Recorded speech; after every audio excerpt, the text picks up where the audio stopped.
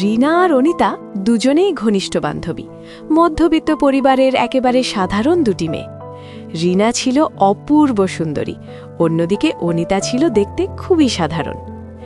একদিন একটি দামি গাড়িতে করে এক রাজপুত্রের মতো ছেলে এসে রিনাকে বিয়ে করে নিয়ে গেল। বিয়েতে রিনার গয়না, শাড়ি আর জাঁকজমক দেখে অনিতার মনটা ভীষণ খারাপ হয়ে গেল। সে মনে মনে ভাবল, আমি যদি রিনার মতো সুন্দরী হতাম তাহলে আমিও হয়তো এমন বিত্তশালী কারো বউ হতে পারতাম। কিছুদিন পরেই অনিতার বিয়ে, নিজের ভালোবাসার মানুষ আরাফাতের সঙ্গে।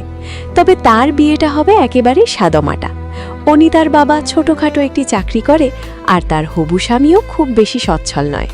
বুক ভরা কষ্ট নিয়েও মুখে হাসি রেখে অনিতার রিনার বিয়ের অনুষ্ঠান শেষ করল। কিন্তু তার মনের ভেতর রয়ে গেল সেই শাড়ি, গয়না আর জাঁকজমকের প্রতি অপূর্ণ আকাঙ্ক্ষা। দেখতে দেখতে অনিতার বিয়ের দিনও চলে এলো।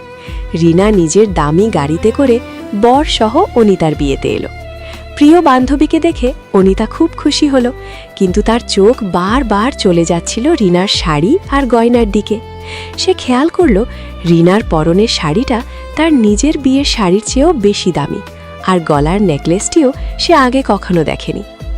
দামি শাড়ি আর গয়নার মোহ অনিতাকে আজকের দিনের সবচেয়ে বড় আনন্দটাই ভুলিয়ে দিল। অথচ এই দিনটির স্বপ্ন সে প্রায় 7 বছর ধরে দেখেছিল, নিজের ভালোবাসার মানুষটিকে আপন করে পাওয়ার স্বপ্ন। কিন্তু সেই আনন্দটুকু ঢেকে গেল না পাওয়ার কষ্টে। অনিতা আর রিনার বাড়ি খুব বেশি দূরে নয়, তাই মাঝে মাঝেই অনিতা রিনার বাসায় যেত। রিনার বিশাল বাড়িতে গিয়ে সে দেখত রিনা প্রায় একাই থাকে। কাজের লোক ছাড়া তার পাশে তেমন কেউ নেই। তার স্বামী ব্যবসার কাজে বেশিরভাগ সময়ই দেশের বাইরে থাকেন। অনিতা রিনার বাসায় গেলেও কখনো তাকে নিজের বাসায় আমন্ত্রণ জানাতো না। আজ না কাল এইভাবে এড়িয়ে যেত, কারণ সে জানত তার ছোট ঘরটা রিনার বিশাল বাড়ির সামনে কিছুই না। তাছাড়া তার ঘরে এমন কিছুই নেই যা সে গর্ব করে দেখাতে পারে। বাসা কাছাকাছি হওয়ায় অনিতা প্রায়ই রিনার বাসায় যেত। রিনা তাকে আলমারি খুলে নতুন নতুন শাড়ি, গয়না আর কসমেটিক্স দেখাতো, যেগুলোর কোনোটাই অনিতার তেমন প্রয়োজন ছিল না। তবুও সেগুলো দেখে অনিতার চোখ ঝলমল করত। বাড়িতে ফিরে এসে অনিতা বারবার আরাফাতকে বলতো ওকেও যেন এমন দামি জিনিস এনে দেয়। কিন্তু আরাফাত রিনার সব চাহিদা পূরণ করতে পারত না, কারণ রিনার মতো একটি শাড়ি কিনতে গেলে আরাফাতের প্রায় 1-2 মাসের বেতন শেষ হয়ে যাবে। এসব ভেবে অনিতা দীর্ঘশ্বাস ফেলত। অনিতা যেদিনই রিনার বাসায় যেত, ফিরে এসেই আরাফাতের সঙ্গে তার ঝগড়া হতো। এইভাবেই চলতে থাকলো রিনা আর অনিতার জীবন।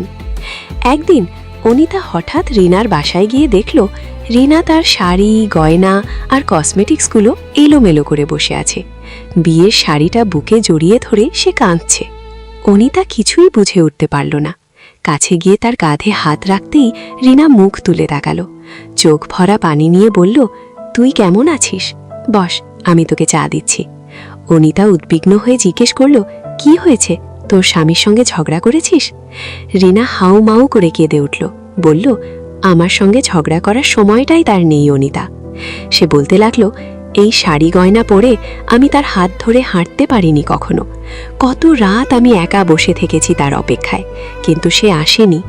আমার সব আছে, গাড়ি, বাড়ি, টাকা পয়সা, কিন্তু এমন একজন মানুষ নেই যার সঙ্গে আমি আমার ভালোবাসা ভাগ করে নিতে পারি, যার হাত ধরে নদীর ধারে হাঁটতে পারি, যার পাশে বসে ফুচকা খেতে পারি। রিনা আরও বলল, আমি এই দামি শাড়ি গয়না চাই না, আমি শুধু চাই সে আমাকে একটু সময় দিক, একটু ভালোবাসা দিক। কথাগুলো বলতে বলতে রিনা প্রায় অজ্ঞান হয়ে পড়ল। রিনাকে কোনো রকমে ঠিক করে দিয়ে অনিতা ছুটে এলো আরাফাতের কাছে। বাড়ি ফেরার পথে অনিতা ভাবতে লাগলো, আরাফাত তাকে সাধ্যমতো সব কিছু দিয়েছে। ওরা একসঙ্গে লেকের ধারে হাঁটে, ফুচকা খায়, মাঝে মাঝে সিনেমা দেখতে যায়। আরাফাত তাকে দামি শাড়ি গয়না দিতে না পারলেও সবচেয়ে মূল্যবান জিনিসটি দিয়েছে, সময় আর ভালোবাসা। এই ভাবনাগুলো মনে আসতেই অনিতার চোখে জল চলে এলো। নিজের ভুল বুঝতে পেরে সে অনুতপ্ত হলো। আরাফাত অফিস থেকে বাড়িতে ফিরে এসে দেখে অনিতা বাসায় নেই। তার মানে রিনার বাসায় গেছে, তার মানে আজকেও ঝগড়া হবে। তাই আরাফাত অনিতার খোঁটা শোনার জন্য পুরোপুরি প্রস্তুত। কিন্তু আজ ঝগড়া না করে অনিতা তাকে জড়িয়ে ধরে বলল, আমার কিছু চাই না, আমি শুধু তোমাকে এভাবেই সারা জীবন পাশে চাই। আরাফাত হেসে বলল, কি ব্যাপার, আজ আমার মহারানী হঠাৎ এত রোমান্টিক হয়ে গেল যে? অনিতা হালকা হেসে বলল, এভাবে বললে কিন্তু আবার ঝগড়া শুরু করব। এখন হাত মুখ ধুয়ে আসো, খেতে দিচ্ছি। আরাফাত মজা করে মাথা নেড়ে বলল, জো হুকুম মহারানী। আসলে অন্যের বাহ্যিক সুখ সমৃদ্ধি দেখে কষ্ট না পেয়ে আমাদের উচিত ভালোবাসা, সময় আর আন্তরিকতাকে মূল্য দেওয়া। কারণ প্রকৃত সুখ বস্তুতে নয়, সম্পর্কের উষ্ণতায় নিহিত। গল্পটা আপনাদের কেমন লাগলো তা কমেন্টে জানান। আর এই ধরনের ভিডিও নিয়মিত পেতে আমাদের চ্যানেলটি সাবস্ক্রাইব করতে ভুলবেন না।